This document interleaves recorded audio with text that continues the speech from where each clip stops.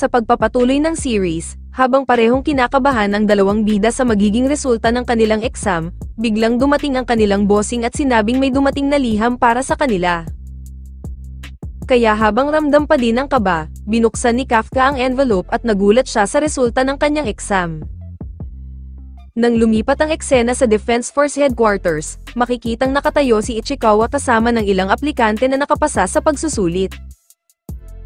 Habang hindi na nakakagulat na nakapasa si Kikero sa pagsusulit, nakapasa din ang dalawang magkaibigan na sina Haruichi Azumo at Aoi Kaguragi, at si Iharu Furuhashi na nagpakilala naman kay Ichikawa. Subalit habang hindi na nagulat ang ilan na wala si Kafka sa kanilang hanay, biglang pumasok si Captain Mina sa silid upang simulan na ang kanilang entrance ceremony.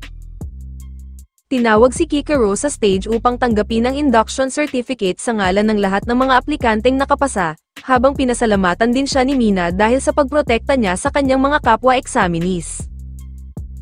Gayunpaman, naniniwala si Kikero na si Kafka dapat ang nararapat na makarinig ng mga salitang iyon dahil ito ang tunay na nakapatay sa Hanjo, habang napansin niya na wala din ang bida sa ceremony. Subalit biglang dumating si Kafka na na-late lamang pala sa seremonya, kung saan lumalabas na ibabagsak pala sana ito sa exam dahil ito ang may pinakamababang nakuha sa dalawang pagsusulit. Habang tila magsasalita na si Mina upang tutulan ito, kusang loob na kinuha ni Hoshina si Kafka. Ipinaliwanag ng singkit na kahit mababa daw ang mga scores nito ay ipinakita naman ng bida ang kaalaman niya tungkol sa kahinaan ng mga halimaw at kanyang determinasyon na suportahan ang iba, at bukod pa roon ay ito daw ay komedyante. Kaya kinuha niya ito bilang kadete sa 3rd Division sa ilalim ng pangangasiwa nila ni Mina, at sasanayin hanggang maging isang ganap na officer tulad ng kanyang mga kasama. Kaya bago matapos ang seremonya, binati ni Mina ang lahat ng nakapasa sa eksaminasyon at nagbahagi ng mga words of encouragement, na nagbigay inspirasyon naman sa mga bagong Defense Force officers. At dahil sobrang nadama ni Kafka ang mga salita ni Mina, bigla niyang naisigaw ang pangalan nito at ang kanilang pangako sa isa't isa, na nagkaroon naman ng kaunting awkwardness sa buong silid. At kahit hindi sinasadya, inutusan ni Mina si Kafka na gumawa ng 100 push-ups bilang parusa sa pagtawag sa kanyang unang pangalan, ngunit napansin naman ni Hoshina na napangiti si Mina sa mga sinabi ng bida. Kaya habang nagpu-push-ups ang bida, inilantad ni Hoshina na may isa pang lihim na dahilan kung bakit gusto niyang mapasailalim sa kanyang pangangasiwa si Kafka, dahil noong lumabas ang reading ng malakas na kaiju sa system nila ay kasabay din na naglaho ang vital signs ni Kafka. Maaaring ito ay isang malfunction ngunit may hinala siya na may kakaibang nangyayari kay Kafka, at layunin niyang alamin kung ano ito. At dahil gusto rin ni Kikero ng mga kasagutan, pumunta sila sa isang diner at ikinagulat nito kung paano nakuha ni Kafka ang kanyang kapangyarihan.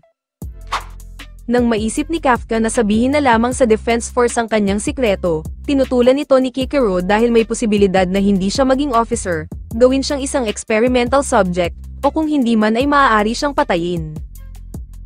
Kaya nang makiusap si Kafka kay Kikero na panatilihin ang kanyang lihim, agad naman itong pumayag ngunit hindi ito magdadalawang isip na paslangin siya, kapag nalagay sa panganib ang buong sangkatauhan dahil sa kanya. Ngunit nakangiti lamang na sumang-ayon rito si Kafka at sinabing aasahan niya si Kikero.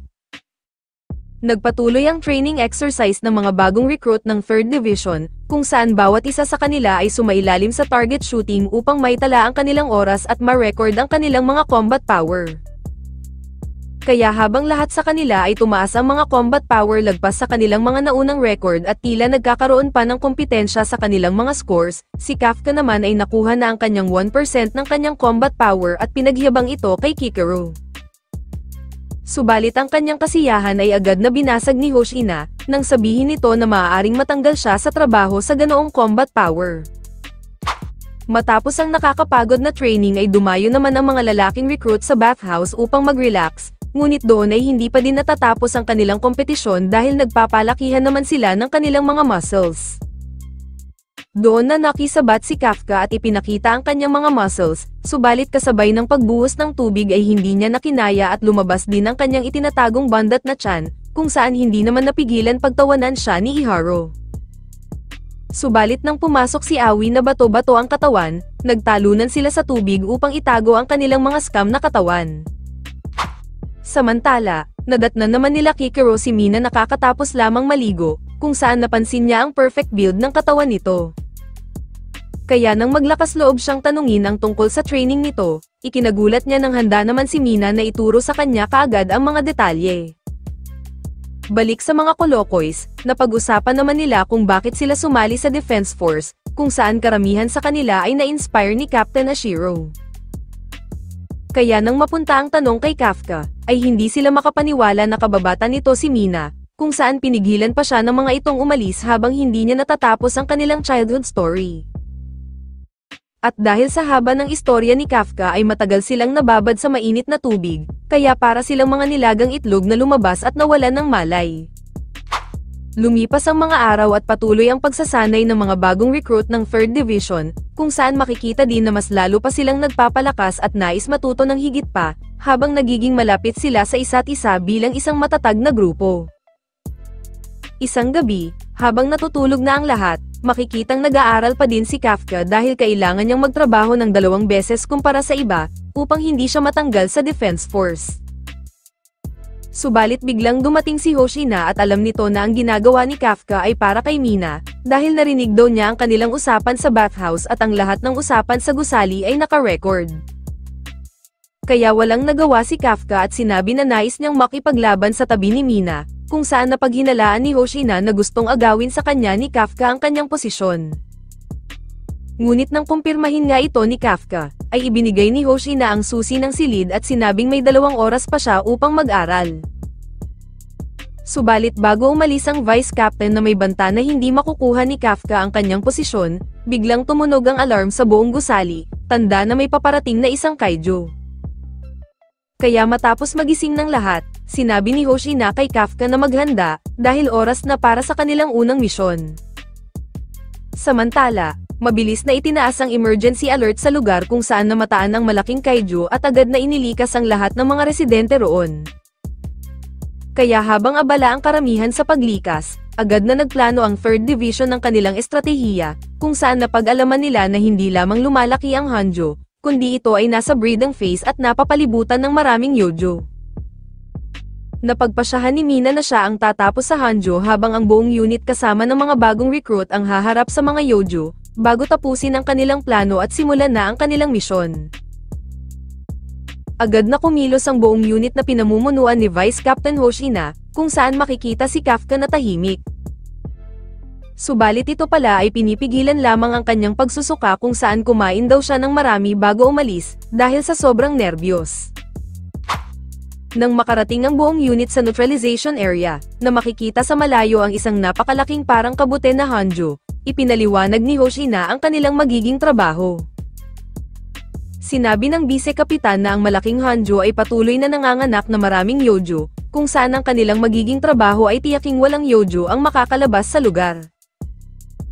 Kaya matapos niyang ipaliwanag sa lahat, hinikayat ni Hoshina ang mga bagong recruit na ipakita sa kanya kung ano ang kaya nilang gawin sa labanan, kung saan nabuhayan naman ng loob ang mga ito. Kaya nang handa na ang lahat ng artillery at maibigay na ang utos na simulan na ang misyon, agad na nagsimula ang buong unit at nagsitalunan sa gusali, maliban lang kay Kafka na parang bumababa sa puno ng nyog. Samantala, nang makarating na si Kapitan Mina sa kanyang sniper point, sinimulan na din paputukan ng mga artillery at mga chopper ang malaking Hanjo, upang itaboy ito patungo sa lugar kung nasaan ang kapitan. Sa ibang dako naman, habang sumusugod na din ang mga Yojo ay sinubukan kalabanin ng isa ni Kafka, ngunit dahil sa kanyang 1% na combat power ay tinaboy lamang siya nito sa basurahan. Dahil doon ay minaliit tuloy sila ng kanilang mga senior, kung saan hindi naman ito nagustuhan ni Kikero at pinakitaan niya ang mga ito sa pamamagitan ng pagpaslang sa maraming mga Yojo. Kaya nang batiin siya ni Kafka sa kanyang magandang ginawa, ay tumibok ng malakas ang kanyang puso na sinabi pa ng kanyang combat suit.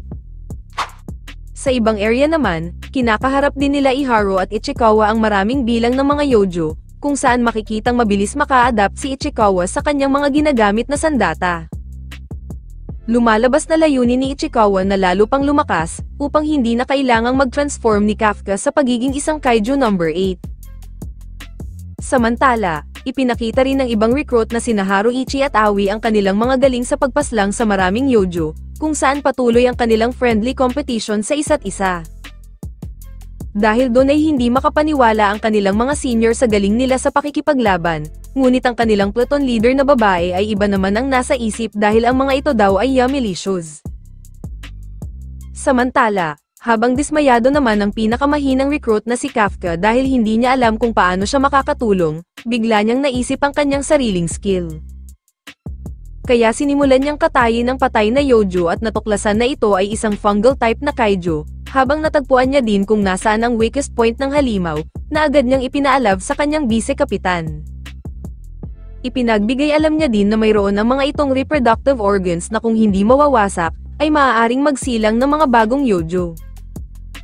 Dahil doon ay namangha at pinuri siya ni Hoshina sa kanyang ginawang pagdiskubre, kung saan agad nitong inatasan si Okanogi na ipamahagi ang impormasyong ito sa lahat.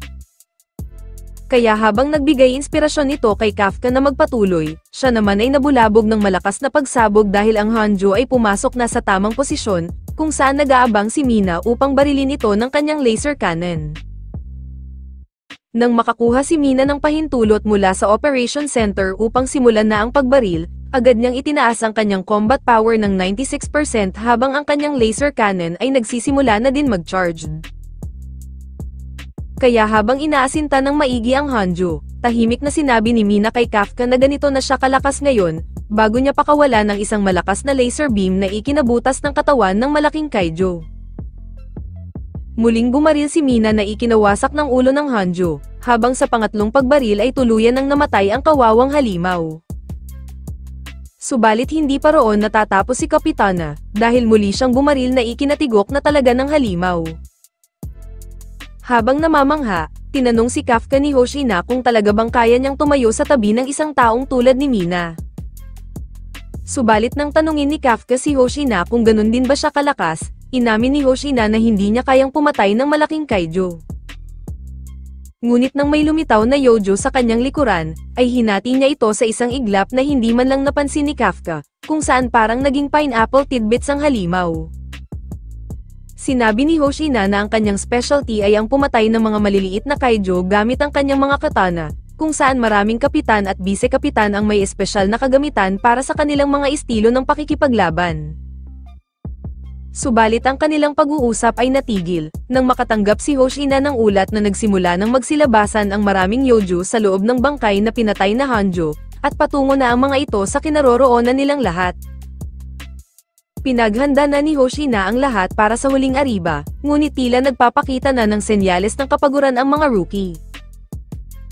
Nakuha tuloy mang asar ng mga senior, ngunit hindi sumuko ang mga rookie at nagpatuloy sa paglaban, kung saan ikinamangha ito ng kanilang bise-kapitan, kahit ito pa ang kanilang unang misyon. Samantala, matapos pumatay ng ilang yojo, nagsimulang tumungo sina Ichikawa at Iharo sa susunod na area nang makita nila ang isang empleyado ng Monster Sweeper, na dismayado sa mga namatay na yojo. Pinakiusapan ito ni Iharo na umalis dahil sa banta ng mga halimaw, ngunit nang lumingon ang lalaki ay ito pala ang humanoid na kaijo na may mga lumolobo pang mga kulugo sa kanyang face. Kaya habang hinahanap pala ito ng mga dating katrabaho nila Kafka sa cleaning company, tumayo ang humanoid na kaijo at binaril nito si Iharo sa dibdib tulad ng ginawa nito kay Kikero. Nag-transform ang humanoid na kaijo sa kanyang tunay na anyo, kung saan napagtanto ni Ichikawa na ito ang parehong kaijo na umatake kay Kikero noong selection exam.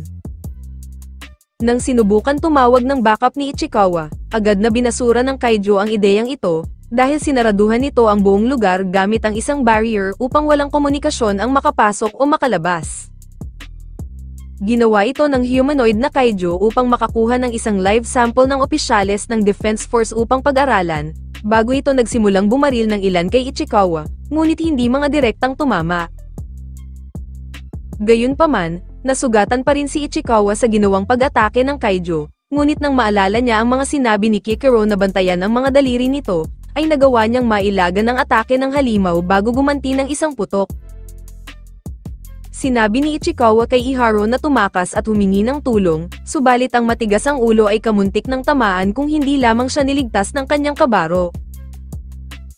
Sa huli ay walang nagawa si Iharo kundi umalis at humingi ng tulong, ngunit sa bawat hakbang na kanyang ginagawa ay tumitindi ang kanyang pagkabigo.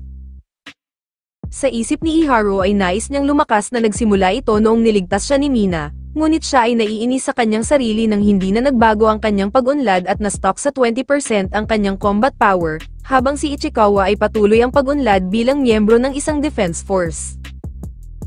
Samantala, alam ni Ichikawa na wala siyang laban sa kanyang kalaban, ngunit sinabi niya na ang uri ng opisyal na nais niyang maging ay iyong handang isakripisyo ang kanyang buhay para sa kanyang kaibigan, tulad ng ginawa ni Kafka para sa kanya. Kaya sumugod at nagpaputok si Ichikawa, ngunit iniilagan lamang ito ng kaiju at mabilis na lumapit sa kanya, kung saan makikita na sana niya si San Pedro kung hindi lamang bumalik si Iharo upang iligtas siya. Sinabi ni Iharo na tapos na siya sa palaging inililigtas ng ibang tao, kung saan nakapagpasya siya na siya naman ngayon ang magiging tagapagligtas. Gayunpaman, sinabi sa kanila ng humanoid na kaiju na wala itong kwenta dahil wala itong papayagan na makaalis sa lugar, kung saan nangangahulugang wala silang ibang pagpipilian kundi lumaban. Kaya bumuo ang dalawa ng isang plano kung saan si Iharo ang gagawa ng butas at susuporta kay Ichikawa, gamit ang isang conductor bullet patungo sa kaiju. Ito ay nagbigay ng pagkakataon kay Ichikawa na itaas ang kanyang combat power at tahimik na nagdasal, habang nagpaputok ng ilang bala na umaasang matalo ang kanilang kalaban. Subalit nang maglaho ang usok ay tumambad sa kanila ang madaming bangkay ng mga yojo, na kung saan ginamit pala itong panangga ng kaiju habang naglunsad ng sunod-sunod na mapaminsalang atake kay Ichikawa. Samantala, nakatanggap ng tawag si Hoshina na nawala ang signal ng mga vital signs at komunikasyon ni Iharo at Ichikawa, habang lumapit naman si Kikero kay Kafka nang marinig ang balita, at pareho nilang napagtanto na dumating na ang humanoid na kaiju. Dahil sa mga natamong sugat, hindi na kayang lumaban o makatayo ni Ichikawa, kaya sinubukan ni Iharo na protektahan ang kanyang kabaro ngunit sinangga lamang ng kaiju ang lahat ng kanyang atake, bago siya naman ang patumbahin nito. Subalit dahil determinadong tulungan ng pinahihirapan na kanyang kaibigan, sinubukan abutin ni Iharo ang isang rifle na malapit sa kanya, ngunit nang makuha niya ito ay napansin niyang sira na ang baril at hindi na maaaring magamit pa. Tuluyan nang nawalan ng pag-asang lumaban si Iharo at napadasal na lamang sa Panginoon, na sana ay may dumating upang tulungan sila ng kanyang kaibigan na si Ichikawa. Kaya bago pa man siya tapusin ng kaiju ay dininig ng Panginoon ang kanyang panalangin, nang biglang dumating si Kafka, at sinuntok ang kalaban na natanggalan pa ng ulo at lumipad. Hindi makapaniwala si Iharo na may panibagong humanoid na kaiju na naman ang dumating, habang ang kalaban na natanggalan ng ulo ay nakilala naman si Kafka bilang kaiju number 8.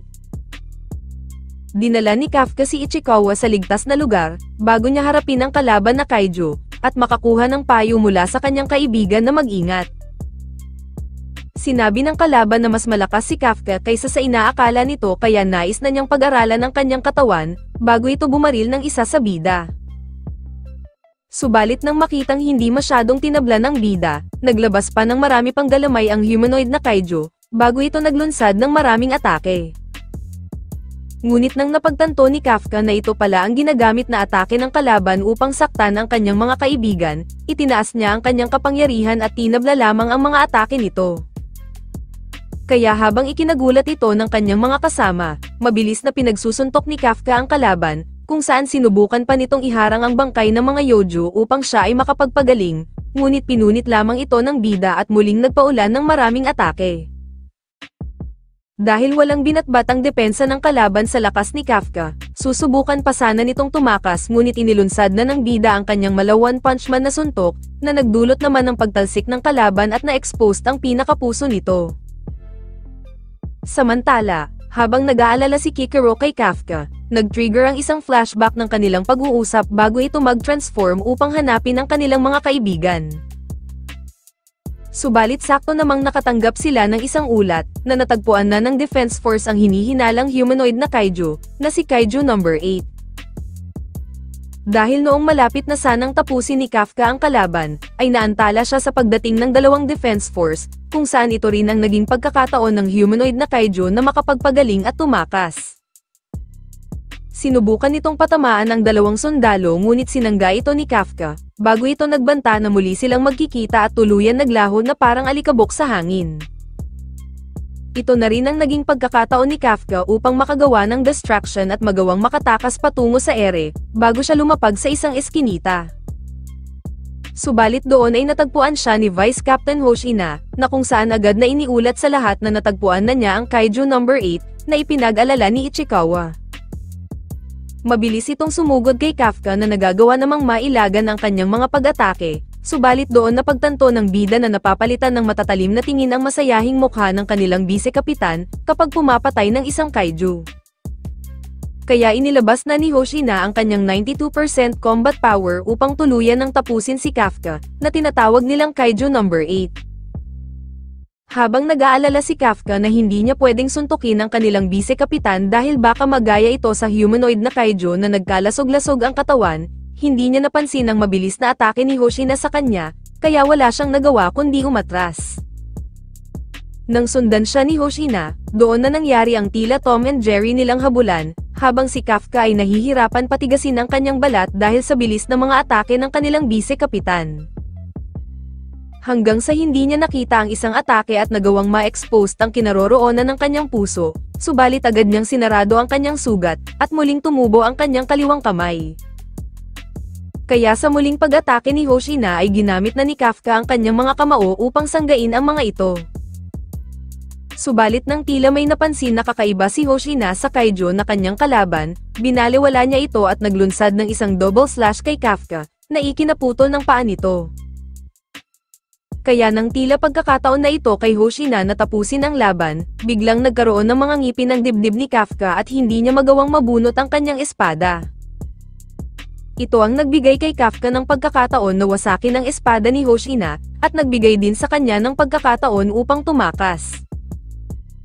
Agad na iniulat ni Hoshina kay Mina na nagawang makatakas ni Kaiju No. 8, ngunit baka sa kanyang mukha ang pagkabigo dahil sa kawalan niya ng kakayahan na tapusin ito. Samantala, habang napapatanong pa rin si Kikero kung talaga bang dapat niyang pagkatiwalaan ang bida sa kabila ng pagliligtas nito sa kanya, bigla itong lumitaw sa kanyang harapan at malinaw na pagod mula sa dalawang laban nitong pinagdaanan. Humingi ng paumanhin si Kafka kay Kikero dahil hindi niya napatay ang kaiju na nanakit sa kanya, bago sinubukan hanapin ang mga sugatang sina Iharo at Ichikawa. Subalit pinigilan siya ni Kikero at sinabing kailangan niya munang alalahanin ang kanyang sarili, dahil sa naging pakikisalamuhan niya sa kanilang vice captain ay hindi raw magiging kakaiba kung may mapansin ito sa kanya. Sa ibang dako naman, nilapitan ni Mina ang nagmumukmok na Hoshina dahil sa hindi nito nagawang mahuli si Kaiju No. 8. Nang tanungin siya ni Mina kung malakas ba si No. 8, sinabi ni Hoshina na sa tingin niya ay nakikipaglaban siya sa isang Dai Kaiju, ngunit pakiramdam niya ay hindi ito nananakit ng tao. Dahil noong naglalaban sila ay imbis na siya ang atakihin nito ay ang espada niya ang sinuntok nito, habang tila ito ay lumalaban na parang isang tao kaysa isang kaiju, ngunit sinabi ni Mina na kahit anong klase pang kaiju ay trabaho nilang patayin ito. Subalit natigil ang kanilang usapan nang makatanggap sila ng report mula kay Ikaruga tungkol sa humanoid na kaiju. Sinabi nito na mula kina Iharo at Ichikawa, ito ang kaiju na umatake noong exam, habang ito rin ay nagbabalat kayo bilang isang tao. Speaking of humanoid na kaiju, makikitang naglalakad ito sa gitna ng isang highway, nang biglang komprontahin ito ng isang driver at sinabing baliw ba siya. Subalit lumapit lamang ito sa driver at biglang lumaki ang ulo nito na parang lobo, bago kainin ng kawawang driver. Kinuha ng kaiju ang kotse ng driver at kinopya rin ang itsura nito, habang opisyal na siyang pinangalanan ng Defense Force, bilang Kaiju No. 9. Samantala, nang magising si Ichikawa sa ospital, doon ay nakita niya sa kanyang tabi sina Kafka at Kikero.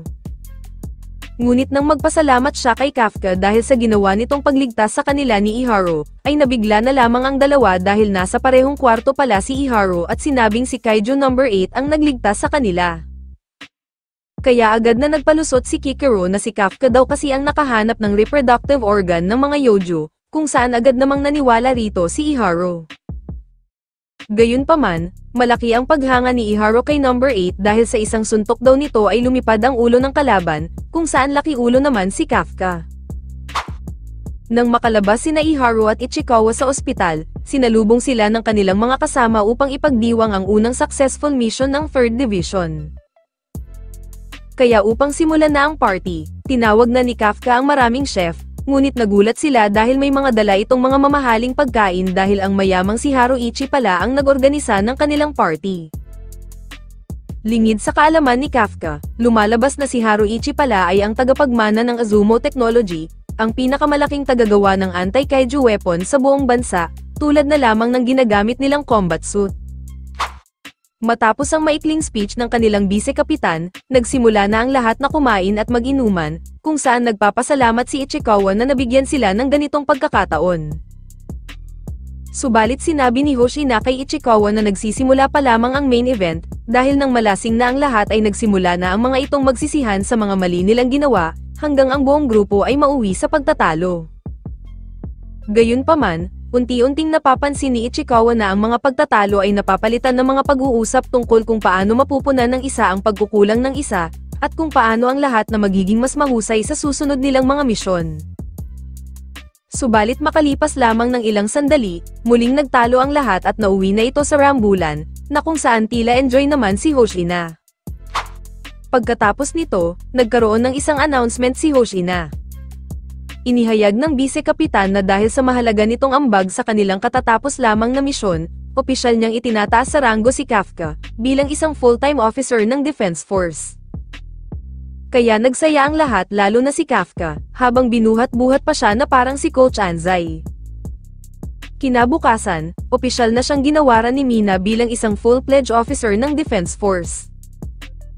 Subalit bago siya umalis, naalala ni Mina ang kanilang pangako sa isa't isa, ngunit sinabi sa kanya na marami pa siyang kailangang gawin upang makasama siyang lumaban. Nadala na naman si Kafka ng bugso ng kanyang damdamin at tinawag niya muli si Mina sa pangalan nito imbis na kapitan, kaya sinabihan siya nito na mag-push up ng 50. Subalit sinabi ni Mina kay Kafka na si Hoshina ang nagrekomenda sa kanya bilang maging officer, kaya huwag niyang bibiguin ang bise-kapitan. Kinalaunan, matapos na naman gabihin si Kafka sa pag-aaral, napansin niyang bukas pa ang ilaw ng training room. Kaya nang silipin niya ito ay ikinagulat niya na nag-e-ensayo roon si Hoshina gamit ang mga espada nito, habang mabilis niya ding napagtanto na nire-recreate nito ang kanilang nakaraang laban, na nagdulot sa kanya ng takot habang nanunood. Nang napansin ni Hoshina si Kafka, sinabi niya na may inihahanda siyang isang diskarte upang agad niyang mapatay si number 8 kapag nakita niya itong muli, na kung saan ikinatakot naman ito ni Kafka. Dagdag pa niya, na malamang ay ganoon din ang lakas ni number 9, kaya kailangan niyang harapin ang dalawa para mapanatili ang kaligtasan ng kanyang mga kasama. Dahil dun, ay sumumpa si Kafka na siya ay tutulong sa abot ng kanyang makakaya, ngunit sinakal siya ni Hoshina dahil ano daw ang magagawa ng kanyang 1% na combat power. Gayunpaman, sinabi ni Hoshina na umaasa pa rin siya sa 1% na combat power ni Kafka. Subalit wala silang malay na sa oras ding iyon, ay makikita ang ilang kaiju na lumilipad sa ere, habang nakasakay rito ang isang panibagong humanoid na kaiju, na balak maghasik ng lagim. At dito muna nagtatapos ang ating recap, like and share naman dyan, maraming salamat sa palaging panonood.